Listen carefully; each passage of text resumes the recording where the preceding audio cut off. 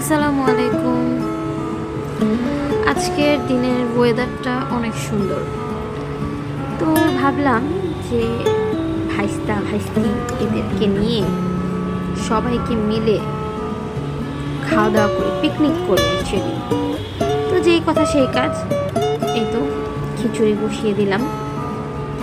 খিচুড়ি তো বসানো হয়েই গেল, কিন্তু হঠাৎ করে দেখলাম গ্যাস কম। আচ্ছা, কী আর করা, গ্যাসটা ওভাবেই থাকুক, আমি আল্লাহর নাম নিয়ে শুরু করে দিলাম। এই তো দেখতে পাচ্ছেন যতটুকু পানি আর যতটুকু চাল আর ডাল তার ডাবল দিয়ে দিয়েছি পানি। একটু নাড়ানাড়ি চলতেছে, নাড়ানাড়ি করতেছি এই যে দেখেন প্রায় আমার খিচুড়ি হয়ে আসছে।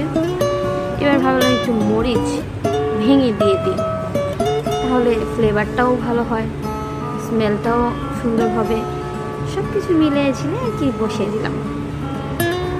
আল্লাহ আল্লাহ করতেছি যেন সুন্দর মতো খিচুড়িটা হয়ে যায়, সবাই যেন মজা করে খেতে পারে।